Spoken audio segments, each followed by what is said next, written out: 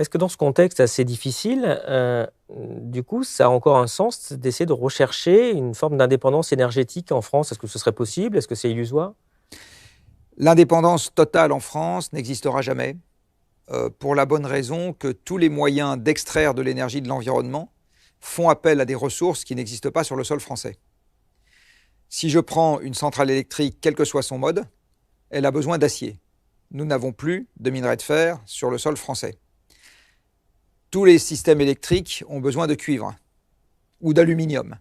Il n'y a ni bauxite, bon, il y en a encore un peu, mais ni mine de cuivre sur le sol français. Nous avons besoin, pour faire voler les avions, de carburant liquide. Ces carburants liquides, ils ne viennent pas de France aujourd'hui.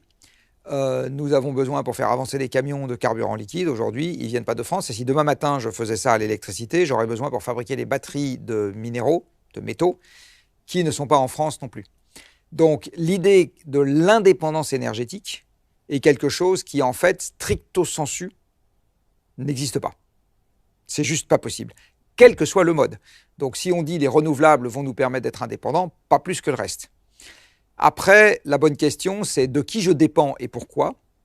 Et est-ce que si une des entités dont je dépends me claque entre les doigts, j'ai le temps de me retourner ou pas? Donc en fait, la question de la dépendance, c'est la question de la vulnérabilité.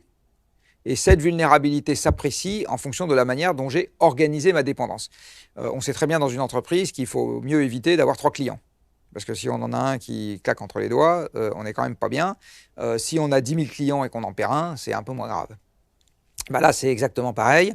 En ce qui concerne l'énergie, le sujet important, c'est de ne pas se retrouver dans un état de dépendance, indépendamment de ces caractéristiques techniques qui font qu'on a envie de se passer d'énergie fossile. Hein. Mais si on pose la question stricto sensu de l'indépendance, en fait, la bonne question, c'est comment j'organise ma dépendance de telle sorte qu'elle ne puisse pas me jouer de trop sale tour. Et donc, ça veut dire pour ça qu'il faut, un, diversifier les approvisionnements pour une même énergie, et deux, ça veut dire qu'idéalement, il faut négocier avec des gens qui eux-mêmes dépendent de moi pour autre chose. Voilà, c'est ça la bonne configuration. Donc s'il y a une dépendance mutuelle, c'est plus difficile pour les gens qui sont en face d'en sortir que si on est dans un lien juste unilatéral où l'un dépend de l'autre et pas l'inverse. Donc en fait, il faut, j'ai envie de dire, organiser la dépendance, je ne sais pas comment il faut le dire, la coopération, voilà, le lien de dépendance mutuelle avec un certain nombre de gens. Mais j'insiste sur le fait que l'indépendance stricto sensu n'est pas possible.